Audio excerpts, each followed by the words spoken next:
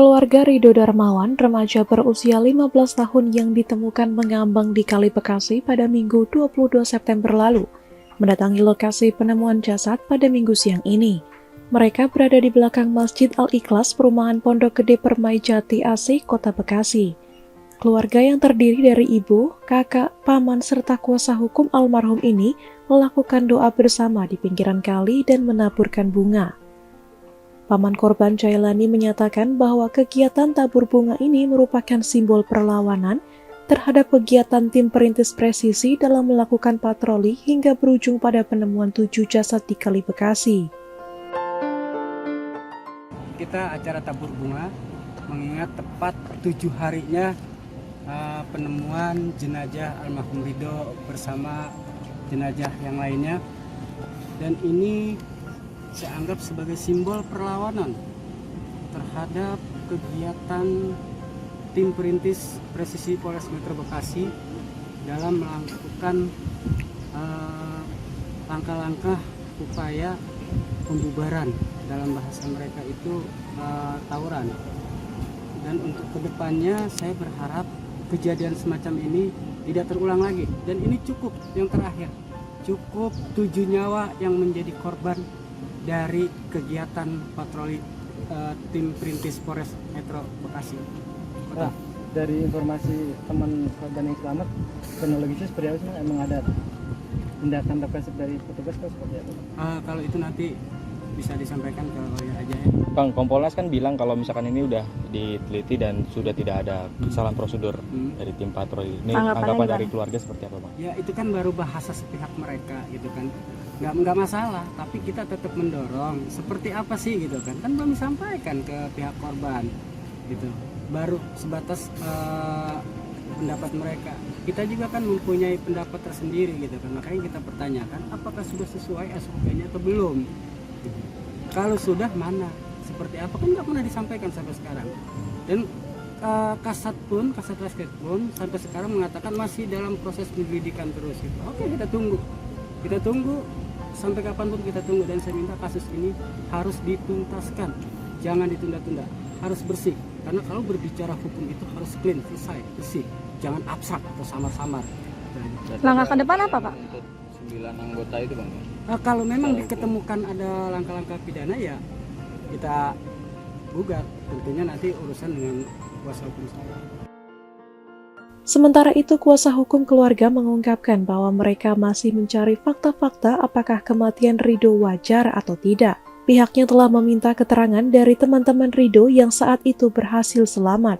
Mereka meminta polisi untuk bersikap objektif dan profesional dalam menangani perkara tersebut, dan akan menempuh jalur hukum jika ditemukan kejanggalan. Doni Kasdianto, kuasa hukum keluarga, meyakini bahwa Ridho tidak berniat melakukan tawuran, karena ia hanya meminta izin kepada orang tua untuk camping ke wilayah Bogor. Kuasa hukum gimana, Bang? Fakta ya sebenarnya kan di sini masalah pidana. Kita mencari fakta apakah kematian ini secara wajar atau tidak wajar. Seandainya itu kita temukan di kemudian hari secara kematian ini tidak wajar, akan kita ungkap, kita publis ya, kita mengumumkan kepada masyarakat bahwa ini tidak wajar. Otomatis aparat hukum harus menegakkan hukum, seperti itu. Komunikasi dengan pihak kepolisian, antara keluarga dan pihak kepolisian sejauh mana, Bang? Selama ini kami belum mendapatkan informasi dari pihak kepolisian itu datang secara sukarela ataupun secara diutus untuk menyampaikan fakta-fakta yang sudah ditemukan secara publik gitu ya. Belum ada dari pihak kepolisian. Apa yang digugat sih, Bang? Maksudnya Yang dituntut. sudah ada poin-poin yang selama ini kita masih menghargai dari pihak kepolisian dalam mengungkap fakta ini, kemudian dengan scientific crime ya, seperti yang dianjurkan dari Wakapolri waktu itu, waktu kasus di Vina, mudah-mudahan digunakanlah sistem itu. Jadi kita akan mendapatkan fakta yang sebenarnya seperti itu. Kalau dari pihak keluarga meyakini gak sih kalau si Ridho ini ikut dalam kumpulan tersebut dan akan melakukan tawuran itu, Pak? Dari informasi dari keluarga yang kami dapat, mereka itu hanya ingin camping, mau ada ulang tahun ya, seperti itu. Tidak ada tawuran sama sekali. Ke daerah mana campingnya? Campingnya daerah Bogor.